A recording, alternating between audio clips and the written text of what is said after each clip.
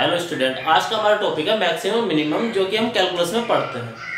तो आइए इस टॉपिक को सही से समझने के लिए एक लाइव एग्जांपल के थ्रू मैं आपको समझने की कोशिश करता हूं कि ये टॉपिक किस तरह से काम करता है। तो मान लीजिए हमारे पास एक हाफ सर्किल है और हाफ सर्किल के अंदर हमें एक रेक्टेंगल बनाना है। तो आप देख सकते हैं किसी भी हाफ सर्किल के अंदर मान लीजिए हाफ सर्किल अलग अलग तरह से रेक्टेंगल बना सकते हैं। ऐसे बना सकते हैं, इस तरह से बना सकते हैं रेक्टेंगल।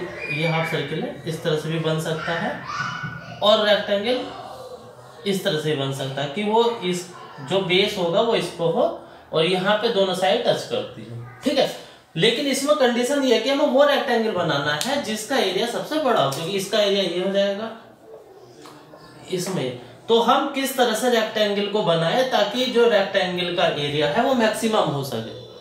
ठीक है, तो इस प्रॉब्लम को सॉल्व करने के लिए आज हम यूज करेंगे मैक्सिमम मिनिमम का यूज। तो इस टॉपिक को समझने के लिए मान लीजिए हमारे पास ये सर्किल है जिसकी रेडियस हमें गिवन है 10 सेंटीमीटर। ठीक है, हम इसके अंदर रेक्टेंगल बनाना है कि जिसका एरिया मैक्सिमम हो। हमें यह नहीं पता कि कितना हम हाइट लें और कितनी इसकी लेंथ, यानी इसकी लेंथ और विड्थ हम कितनी लें ताकि इसका एरिया मैक्सिमम हो सके। तो इसके लिए मान लीजिए कि इसकी हाइट को हम अभी ले लेते हैं। मान लीजिए इसकी हाइट को ले लेते हैं x। ठीक है, तो इसका नाम रख देते हैं ए बी सी और ये पॉइंट डी ले लेता है और ये है ओ जो इसका सेंटर है। ठीक है, तो नोटिस करोगे इसका जो रेडियस है 10 सेंटीमीटर, तो ओ से सी तक की जो डिस्टेंस हो जाएगी ये वाली डिस्टेंस, ये भी रेडियस के इक्वल होगी, ये हो जाएगी, ये भी 10 हो जाएगी। ठीक है, तो यहां से ट्राइंगल इसमें देखेंगे ओसीडी में, तो यहां से भी क्या है जो OC है हमारे पास, ये रेडियस है 10 सेंटीमीटर है हमारे पास। ठीक है, और जो हाइट है या विड्थ है इसकी रेक्टेंगल की AB जो है हमारे पास, वो हमने लेट कर लिया ये की √x। ठीक है, तो इस ट्राइंगल में देखेंगे ये वाला ट्राइंगल जो है हमारा ODC में, तो ये 10 है और ये √x। ठीक है, तो पाइथागोरस थ्योरम से यहाँ पे OD निकाल लेंगे, तो OD बराबर होगा, क्योंकि हाइपोटेन्यूज स्क्वायर बराबर होता है perpendicular square plus base square. तो हाइपोटेन्यूज है 10 और परपेंडिकुलर हमारा है √x का स्क्वायर जो कि x हो जाएगा और b हमें निकालना है। तो 100 बराबर x प्लस b स्क्वायर, तो b बराबर जाएगा हमारा 100 माइनस x का √। तो ये हमारा इसकी वैल्यू आ गई यहां से लेके यहां तक की। आप देख पा रहे होंगे यहां से यहां तक की वैल्यू हमारे पास आ गई, यानी कि OD जो है हमारी वो आ गई 100 माइनस x। ठीक है, तो यहां पर देखिए ये है 100 माइनस x का √, लेकिन जो रेक्टेंगल की लेंथ है वो इससे डबल है, जितनी इधर है इतनी, तो इसलिए जब यहां से यहां तक हमारी लेंथ हो जाएगी वो हो जाएगी 2√100 माइनस x। ठीक है, यहां तक बात क्लियर हो जाती है कि इसकी लेंथ ही हो जाएगी। अब क्या करना, हमें इस तरह से इसे बताना है कि इसकी जो एरिया हो मैक्सिमम हो। तो यहां से एरिया निकाल दो। एरिया ऑफ रेक्टेंगल क्या होता है, एरिया हो जाएगा हमारा L इंटू बी। L मतलब ये वाले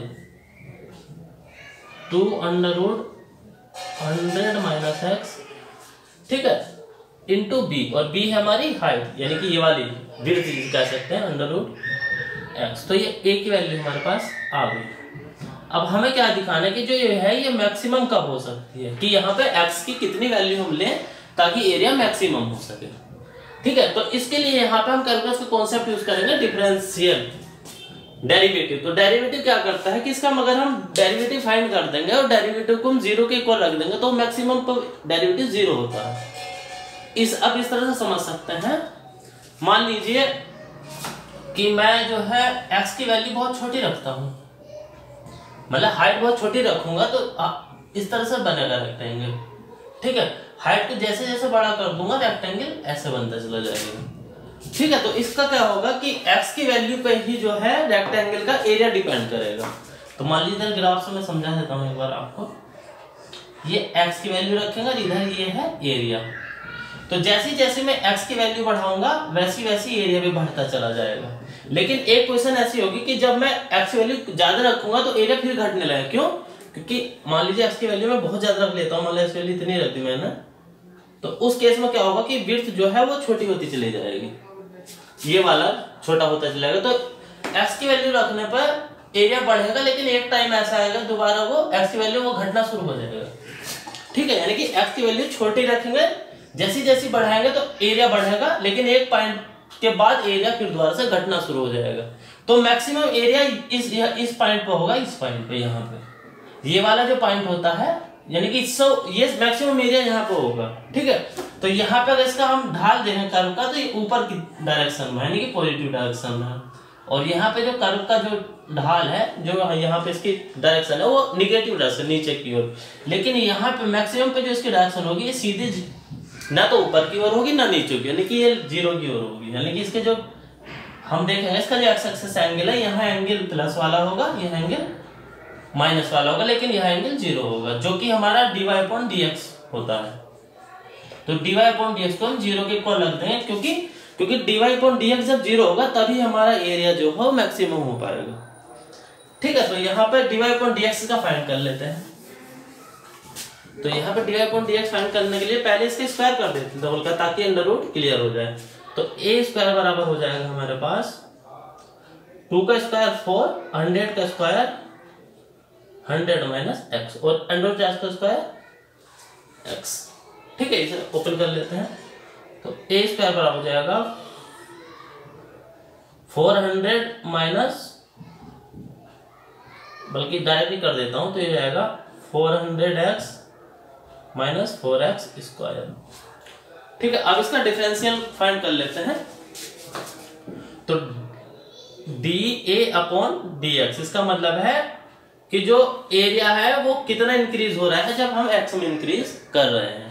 तो ये फाइंड करने के लिए ऐसा करते हैं, अगर किसी का एरिया होता है, मान लो a स्क्वायर है, तो ये जाएगा 2a dA/dx। ठीक है, 400 का हो जाएगा 400, और ये हो जाएगा माइनस के 8x। ये कैसा होता है, इसलिए फार्मूला होता है, अगर x कोई फंक्शन है y बराबर x की पावर n, तो dy/dx हमारा हो जाता है, यहां से पावर आगे आ जाती है n और पावर 1 घट जाती है। ठीक इसी तरह से क्या किया हमने, यहाँ पे 400 का जो डिफरेंस आएगा 400 आएगा, और 4x स्क्वायर का 8x आ जाएगा इस फार्मूले से। ये वैसे डिफरेंशियल का पार्ट है, आपके लिए उसके लिए मैं डेडिकेटिविटी बना दूंगा कि dA/dx किसी फंक्शन का कैसे निकालना। यहाँ बस कॉन्सेप्ट समझ लीजिए कि यहाँ पर dA/dx हमें फाइंड करना है। ठीक है, और अभी क्या आता कि जो इसका एरिया है वो मैक्सिमम तब होगा जब dA/dx की वैल्यू क्या होगी, 0 हो जाएगी, जो कि अभी मैंने समझाया था, उसे मैं और वीडियो समझा दूं किसी वीडियो में। ठीक है, तो यहाँ पे 0 रख दीजिए, तो इसकी वैल्यू 0 रख देंगे यहाँ पे, तो ये हो जाएगा, ये पूरा पोर्शन 0 हो जाएगा।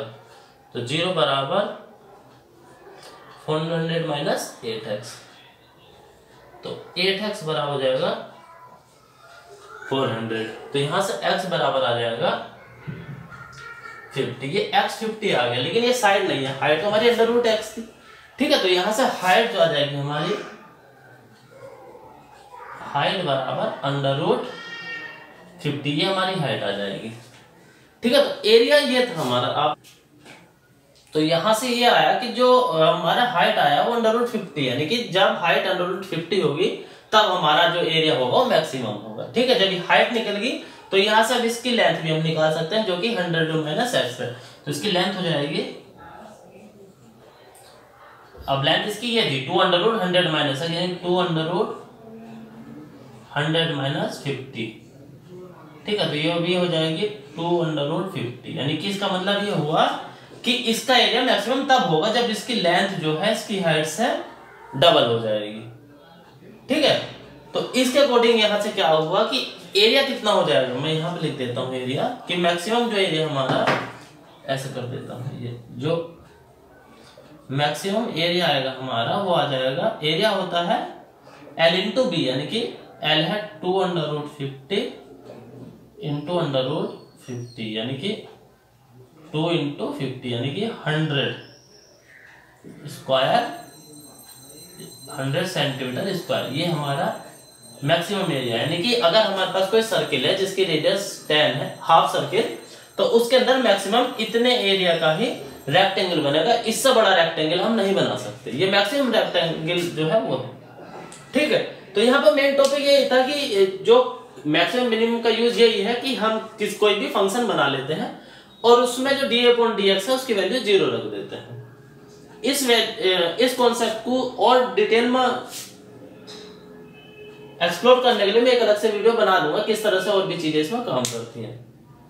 वीडियो देखने के लिए धन्यवाद। अगर वीडियो अच्छी लगे तो सब्सक्राइब कर सकते हैं, जब समय हो तब कर सकते हैं। धन्यवाद।